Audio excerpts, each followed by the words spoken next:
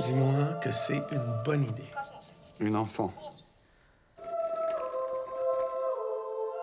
Et jusqu'à présent, elle n'a rien vendu encore. Il n'y a rien qui nous dit que ces tableaux sont d'elle.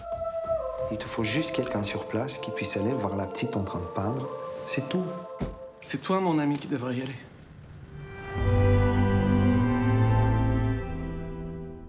Geneviève Dulude, je suis encore toute émue de la présentation de Nina Rosa qui a remporté un prix à la Berlinade. Là, on l'a enfin chez nous à Sorel-Tracy. Ça a bien été? Oui, c'était une belle projection, vraiment un bel échange avec le public aussi. Ouais. J'adore ces moments-là où on peut continuer à discuter du film après le film. Les gens semblent avoir apprécié, donc... Ben oui, ça m'a pris un moment là, de me remettre de toutes ces émotions-là, puis on en reparlera aussi. Mais je me suis demandé, en regardant le film, tu sais, je te connais un petit peu, mais pas beaucoup, je me suis dit, ça a été quoi le déclic pour...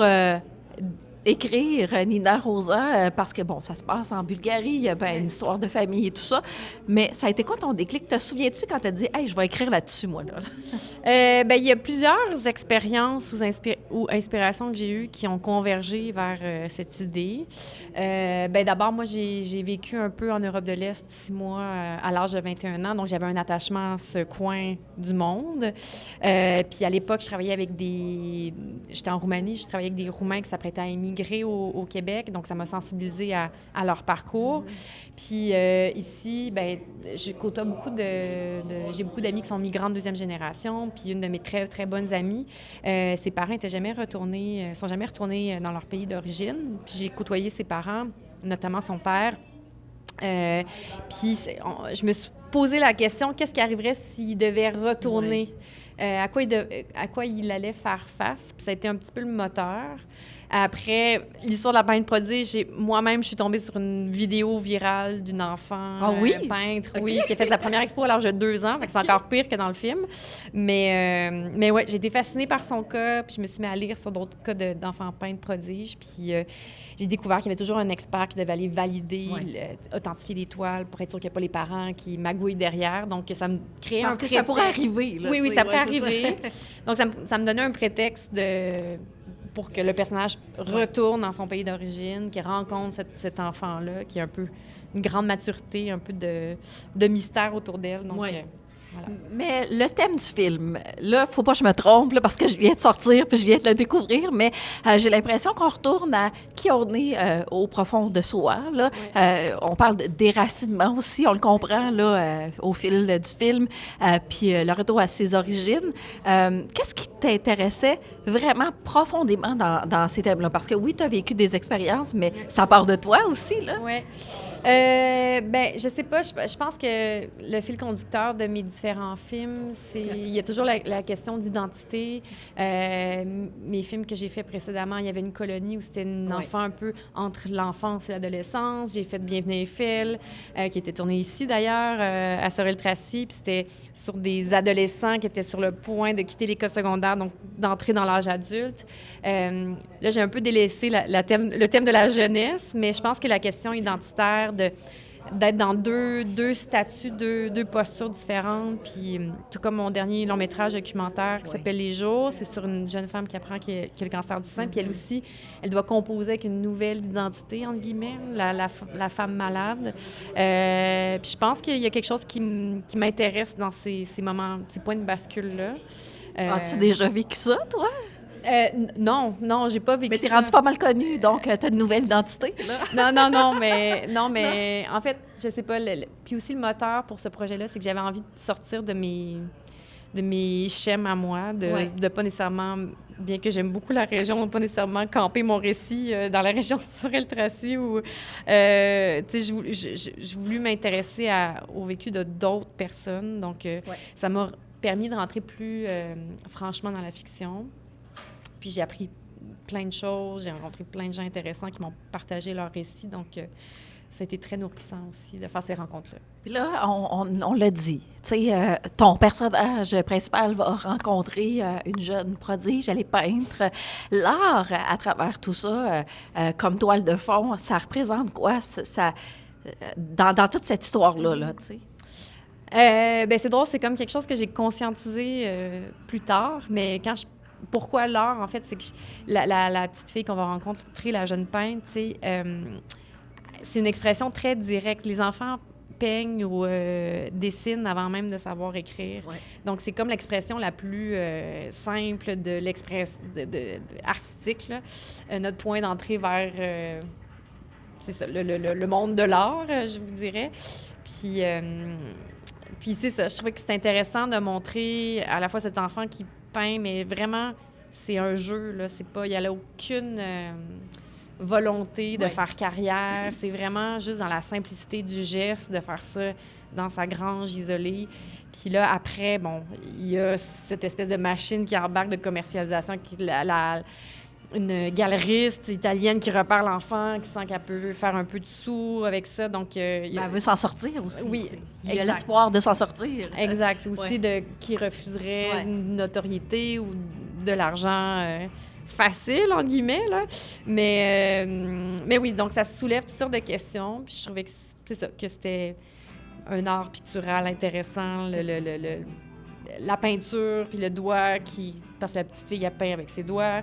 Puis ça faisait aussi écho à la culture bulgare parce qu'il y a beaucoup de gens qui peignent là-bas. La poterie, elle est très importante. Donc, dans le récit, tu comprends que la petite, elle s'inspire aussi de sa mère potière.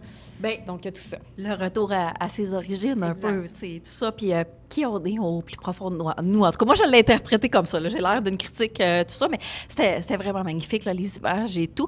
Avec quoi, tu sais, comme je te l'ai dit, là, je suis encore bouleversée, je t'en parle et tout, là, mais avec quoi tu aimerais que les gens repartent? Tu sais, tu les as vus, là, ici, à Sorel-Tracy, mais tu en as vu d'autres aussi. Avec quoi tu veux qu'ils repartent comme sentiment, comme pensée? Ben, je pense que si ça amène les gens à réfléchir ou à avoir de l'empathie, le personnage qu'on suit, c'est quelqu'un qui est né ailleurs, qui a décidé de venir ici. Puis, les migrants ont mauvaise presse. Là, présentement, il y a beaucoup de... on en fait un peu notre bouc émissaire de tous nos maux. Alors qu'on oublie aussi que les sacrifices qu'ils ont dû faire pour venir ici, pour s'intégrer dans notre société. Donc, c'est ça. Je souhaite surtout qu'on crée l'empathie et faire vivre un voyage, parce que c'est aussi beaucoup ça que j'ai reçu. Là. On découvre. J'étais rendue en Bulgarie, là. J'étais rendue là. Je suis pas encore repartie. Oui, c'est ça. Ben, on accompagne le personnage en Bulgarie. C'est un très beau pays, puis un très riche aussi en tradition, en culture. Donc, je pense que ça nous fait faire à nous aussi un voyage. Là, je ne sais pas comment je vais la poser, la question comme ça. Je vais la poser comme ça sort, là, tu sais. On vit plein d'émotions. Je repensais à toi, petite. Tu sais, ta famille était ici aujourd'hui. Y a-tu un peu de toi, petite, là-dedans, tu sais, parce qu'on transpose pas nos vies nécessairement dans notre histoire, mais y a-tu un peu de toi, petite, là-dedans? Bien, j'étais pas du tout peintre prodige. Non, mais t'es cinéaste prodige, un peu. Non, il y a une équipe. En fait, c'est qu'on m'utilise beaucoup comme mascotte ou représentante de... Mais faut pas oublier que le générique, c'est 650 noms à peu près. C'est fou, hein? Il y a beaucoup de gens qui ont été impliqués dans le processus. Puis, ben, tu sais, c'est sûr que mes parents, ma grand-mère a étudié en beaux-arts, mon père était prof de sculpture, ma mère fait de l'illustration, elle peint aussi. Donc, j'ai baigné dans un univers d'art visuel quand j'étais jeune. On nous amenait pas au glissade d'eau, on nous amenait au musée à notre plus grand dame, là, parce que c'était pas très intéressant pour nous, mais ça a dû me marquer d'une certaine façon mais le retour de côtoyer ces œuvres-là. Ouais. Mais le retour à tes origines, parce que là, tu présentais ça ici aujourd'hui, tu sais, allé présenter ça à Berlin, tout le monde a capoté, mais on capote ici aussi. C'est important pour toi de présenter ton film ici puis de te déplacer? Ben oui, parce que je pense que c'est important de faire voir du cinéma québécois, pas juste dans les grands centres, là, pas juste à Montréal, Québec, Sherbrooke, Trois-Rivières. C'est souvent comme les villes qui sont ciblées. Puis, moi, ça me tient à cœur, pas nécessairement juste pour mon film, mais pour la culture québécoise là, en général, que ce soit la chanson, que ce soit la musique. D'ailleurs, le musicien du film, c'est un Québécois, Joseph Marchand, je le salue. Mais c'est ça, c'est important pour moi de faire une place au cinéma québécois, à la culture québécoise. Donc, si ça peut faciliter que je vienne à la rencontre des gens, tant mieux. On n'a pas les moyens de promotion cas, le cinéma américain. Donc, on met beaucoup de jus de bras. On se déplace, les cinéastes, puis on est content quand nos films sortent des grands centres. Ouais, surtout chez vous aussi. Exactement. En terminant, là, je sais que produire un film comme ça, là, nous, on voit le beau, là. On tripe, puis on voit le beau, puis toi, tu nous parles aujourd'hui. Par quoi tu as dû passer pour arriver à nous présenter ce film-là? Parce qu'il y a eu tu sais, t'as tourné à l'extérieur, t'as tourné avec bien des gens, il y a des comédiens d'envergure là-dedans, là, la distribution est exceptionnelle. Par quoi tu as passé pour arriver à ça? Ça a été quoi les gros défis, là? La ténacité, je vous dirais, parce que ça a été dur de le financer, parce qu'il fallait qu'on convainque. Tu sais, à chaque fois qu'on fait des demandes de financement, c'est avec un scénario, puis on essaie d'avoir des sous d'un comité de sélection. C'est une chose de s'adresser à des Québécois, des Canadiens, mais après, s'adresser à la Belgique, à la Bulgarie, à l'Italie, qui des pays qui nous connaissent moins notre travail ici. Puis c'est un scénario aussi où il y a 2 trames entremêlées, donc c'était pas nécessairement toujours évident, parce que ça reposait aussi beaucoup sur la promesse du visuel, ce que le film allait exprimer en silence, en images, puis sur papier, parfois, c'est difficile à rendre. Donc, le financement, ça a vraiment été un casse-tête et ça nous a demandé beaucoup de patience et de foi. Et un prix à Berlin, ça arrive avec quoi pour la suite? Je vais passer toujours par les mêmes. Je vais cogner à la porte des subventionneurs ici pour faire mes films. Ça va pas nécessairement faciliter la trajectoire, mais j'espère que ça va susciter de la curiosité du public. En fait, c'est ça. Je veux vraiment... je suis allée présenter le film à Québec jeudi, puis il y a une cégepienne qui est venue me voir en me disant « C'est le premier film québécois que je vois. » Ben voyons. Oui. J'étais comme « Ah, hey, c'est bon. Je pensais pas que ça allait être bon. » On va ressortir Bienvenue à Eiffel pour eux autres. C'est ça. Puis là, c'est ça. Tu sais, moi, ça me fait plaisir d'aller ratisser plus large puis rejoindre un plus large public.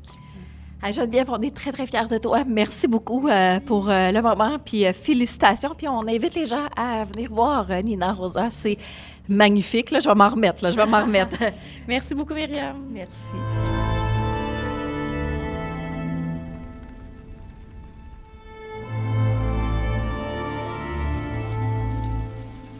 C'est quoi ça? Ça, c'est mon enfance.